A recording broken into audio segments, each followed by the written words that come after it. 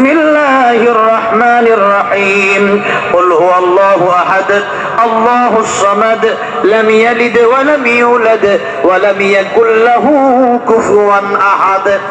এই যে সূরা ইখলাস বলেন, আজকের এই মাহফিলে এসে কিছু নিয়ে যেতে পারেন না, না নিয়ে যেতে পারেন, এক খতম কোরআন শরীফের সওয়াব আল্লাহ সবার আমলনামায় দান করে দিয়েছেন। সুবহানাল্লাহ, আলহামদুলিল্লাহ বলেন। আলহামদুলিল্লাহ, মাহফিলটা সার্থক হয়ে গেছে। আলহামদুলিল্লাহ বলেন। আলহামদুলিল্লাহ। এবার আসেন, কোরআন নিয়ে কথা বলতে গেলে ঘন্টার পর ঘন্টা বললেও শেষ হবে। আল্লাহু কানাল বাহরু মিদাদান লিকালিমাতি রাব্বি লানাফিদাল বাহরু ক্বাবলা আন তানফাদা কালিমাতু রাব্বি ওয়ালাউ জিনা বিমিসলিহি মাদাদা। শেষ হবে না। দুই নম্বরে আল্লাহ রাব্বুল আলামিন বলছেন ফাযাক্কির বিল কুরআনি মান ইয়াখাফু ওয়াঈদ। আল্লাহ পাক এখানে জিকিরের কথা বলেন, ফাযাক্কির। এই যে জিকির, এখানে আল্লাহ রাব্বুল আলামিন বললেন জিকির মানে আল্লাহ বলেন উপদেশ দেওয়ার জন্য। কি দেওয়ার জন্য? উপদেশ, কোরআনের উপদেশ। কিসের উপদেশ? একে তো হচ্ছে কোরআন শিখতে হবে, দ্বিতীয় হচ্ছে কোরআন শরীফে যে কথাগুলো আছে এগুলো থেকে আমাদের শিক্ষা নিয়ে তা আমল করতে হবে। এই দুই নম্বর কথা নিয়ে লম্বা ব্যাখ্যা, আমি 2 মিনিটের ভিতরে কথা শেষ করে দিচ্ছি। দেখেন, এই দেশে অনেক চোর ডাকাতকে জেলে নিয়ে পিটানো হয়েছে, চোর ডাকাত হয়ে বেরিয়েছে, ঘটনা আছে না নাই? কিন্তু কোরআনের তাফসীর শুনে মানুষ আগে ছিল ডাকাত, এখন ইসলামী আন্দোলনের কর্মী, আছে না নাই? আগে ছিল চোর, বদমাশ, মাদক, ইয়াবা সেবন, তার ঘুম হতো না, কিন্তু এখন আল্লাহর কোরআন ছাড়া, আলেম ছাড়া কিছু বোঝে না। জোরে বলেন ঠিক না বেঠি?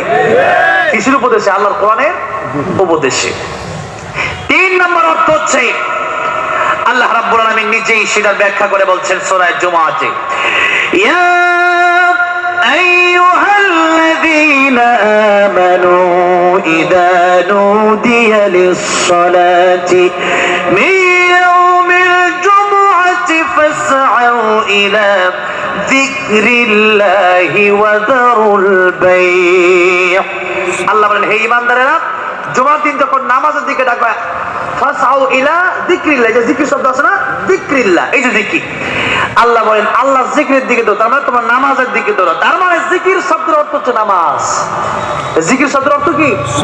নামাজ। দ্বিতীয় অর্থ, নামাজ যদি কেউ না পড়েন তার জিকির আদায় হলো না। নামাজ যদি কেউ না পড়ে সে ব্যক্তি আল্লাহর কাছের বান্দা হতে পারলো না। বাইনাল আবদি ওয়া বাইনাল কুফরি তারকুস সালাহ। নামাজ ইমানদার আর কাফেরের মধ্যে পার্থক্যকারী হলো নামাজ। কি? নামাজ। নামাজ আমরা পড়বো তো ইনশাআল্লাহ। নামাজ যদি না পড়ে তাহলে কিয়ামতের মাঠে জিজ্ঞেস করে, মা সালাকাকুম ফি সাকার, আপনি বলবেন ক্বালু লাম নাকু মিনাল মুসাল্লিন, জাহান্নামে আসার প্রধান কারণ হচ্ছে আমি নামাজ পড়ি। এই যে প্রধান কারণ।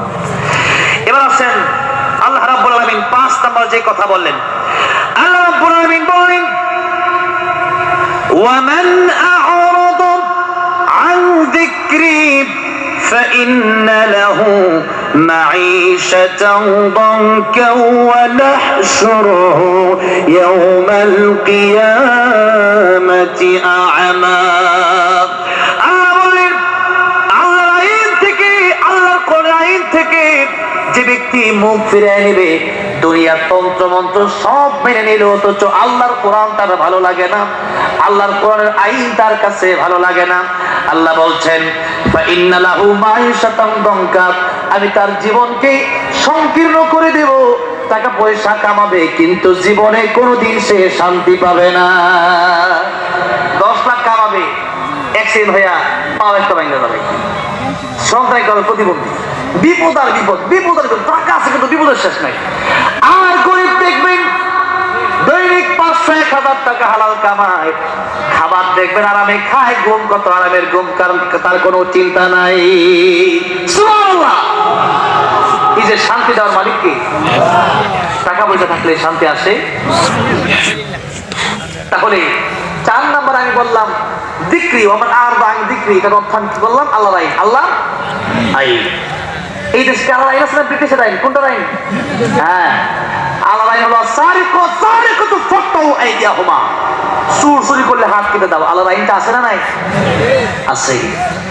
একদিন যদি বাইতুল মুকাররমের সামনে আইন চালু করা হতো, পরের দিন চুরি ডাকাতি বন্ধ হয়ে যেত। দেশে যেদিন ইসলামী আন্দোলনের কর্মীরা ক্ষমতা আসতে পারবে, সেদিন থেকে বাংলাদেশে আফগানিস্তানের মতো এই আইন চালু করে দেওয়া হবে, চুরি ডাকাতি বন্ধ হবে। আল্লাহর কোন আইন ব্যবস্থা এই দেশে চালু করলে দেশের সমস্ত অশান্তি দূর হয়ে যাবে, ঠিক না বেঠিক? তার আগ পর্যন্ত শান্তি আসতে পারে না, সেটা আশা